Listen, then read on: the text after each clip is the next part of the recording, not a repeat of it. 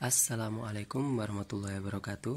Halo Sobat Cap Kampung, kembali lagi di channel Cap Kampung 86, channelnya Anak Kampung.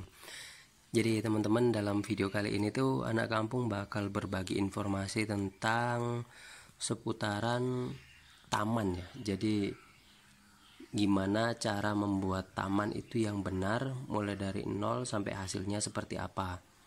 Cuman kebetulan kemarin pas posisi pengerjaannya itu Anak Kampung nggak sempet buatin videonya mulai dari nol karena di sini hujan terus ya, jadi becek, pengerjaannya pun kotor banget. Jadi ini Anak Kampung buatin videonya yang udah jadi, tapi bakalan Anak Kampung sampein tentang step-stepnya dari awal sampai jadi seperti ini ya. Dan kebetulan ini usianya tuh kurang lebih sekitar 2 mingguan lah dari hari pertama setelah penanaman. Dan di sini tuh teman-teman ya, konsepnya itu kita buat konsep taman kering sebenarnya. Cuman yang bagian ujung sana itu dibuat beda. Jadi yang dibuat konsep taman kering itu bagian sini aja. Cuman ini ada beberapa tanamannya yang masih kurang. Rencananya di daerah sini itu nanti dikasih jenisnya kaktus gitu loh. Nah, jadi teman-teman, pertama-tama kalau teman-teman mau bikin taman, itu yang perlu diperhatikan adalah pada awal pengerjaan itu harus dibersihkan bagian tanah dasarnya ya. Sebelum nanti kalau udah bersih dari rumput liar, akar-akar rumput liarnya udah bersih, itu nanti kita akan lakukan penambahan media tanamnya. Media tanamnya sendiri tuh nggak pakai tanah yang ngasal ya teman-teman ya. Kalau di biasanya teman-teman pergi ke pasar bunga, itu di situ ada yang jual tanah khusus dipakai untuk taman. Biasanya kalau satu pickup itu harganya kurang lebih 350 lah. Nah, jadi pertama-tama teman-teman itu, jadi biar nggak salah ini ya, nggak sampai menimbulkan kekecewaan di hari yang akan datang.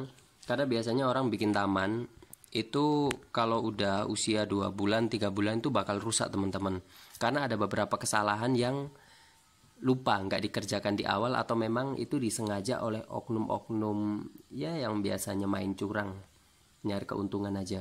Nah, jadi teman-teman, pertama-tama pastikan tanahnya itu harus sudah bersih dari rumput liar dan menggunakan media tanah taman yang benar. Terus yang kedua, kalau udah itu teman-teman, bentuk itu sangat mempengaruhi konsepnya taman teman-teman ini tadi ya. Jadi teman-teman mau bentuknya seperti apa, terus kayak tanamannya mau pakai tanaman apa aja, terus pemilihan rumputnya juga harus benar. Kalau misalkan teman-teman itu nanamnya di tempat yang teduh, otomatis nggak bisa menggunakan rumput Jepang, harus menggunakan rumput gajah. Seperti yang ada di bagian ujung sana itu adalah rumput gajah. Nah, sedangkan kalau tempat yang agak teduh banget seperti di sini, ini kita menggunakan rumput kucai. Nah, seperti ini teman-teman. Rumput kucai sendiri itu teman-teman, dia sangat tahan lama, bahkan usianya itu bisa sampai bertahun-tahun ya. Cuman ada sedikit ini perbedaannya. Kalau teman-teman pakai rumput biasa itu biayanya kan sedikit, karena rumput biasa itu per meternya kurang lebih sekitar 18,5.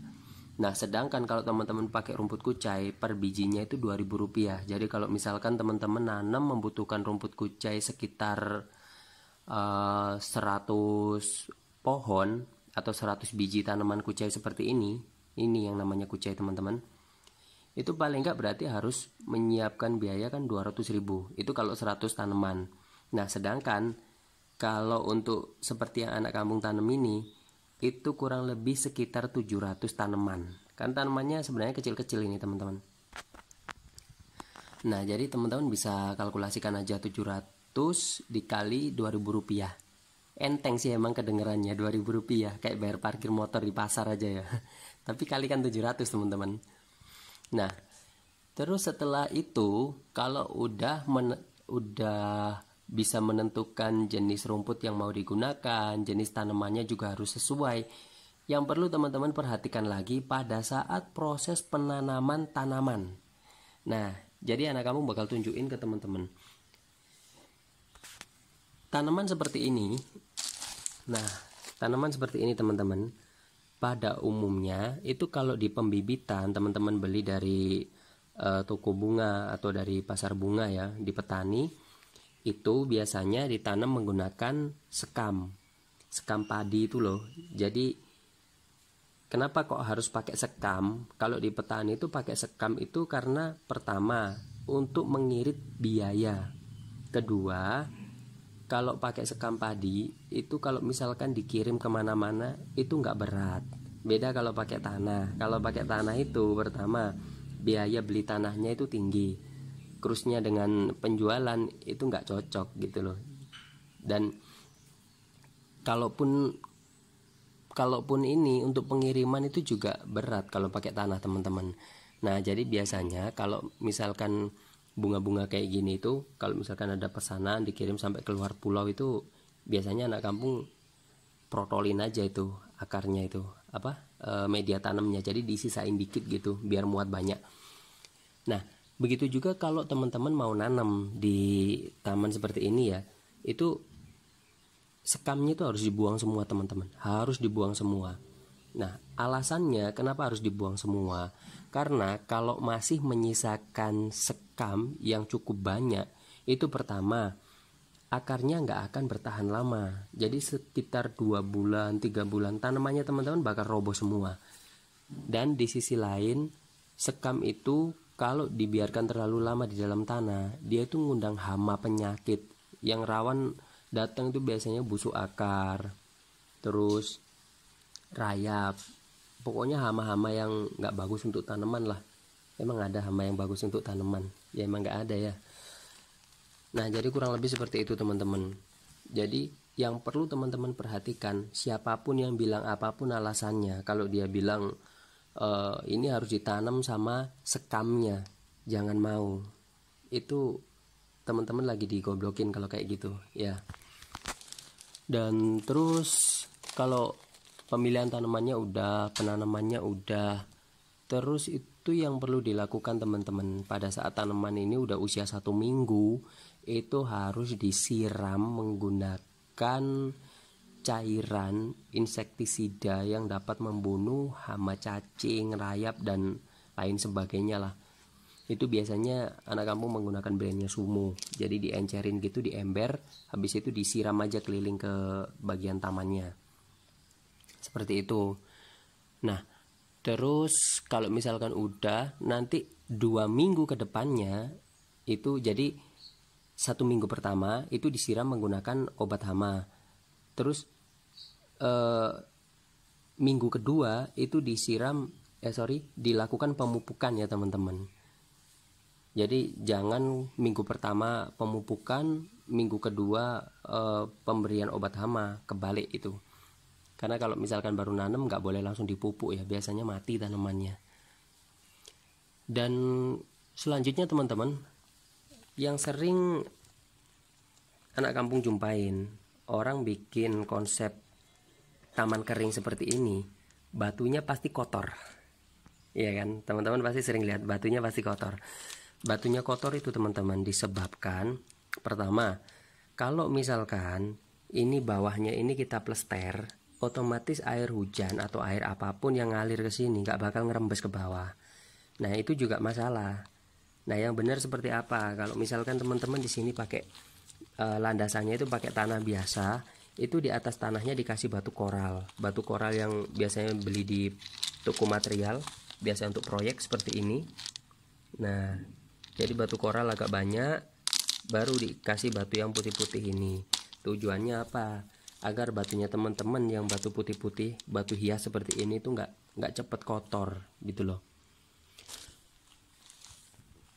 Jadi kurang lebih seperti itu teman-teman ya. Dan kalau misalkan teman-teman bikin taman itu yang harus teman-teman perhatikan juga itu tentukan konsepnya. Mau dikonsep seperti apa. Terus harus tahu lokasi tamannya, itu teduh apa panas.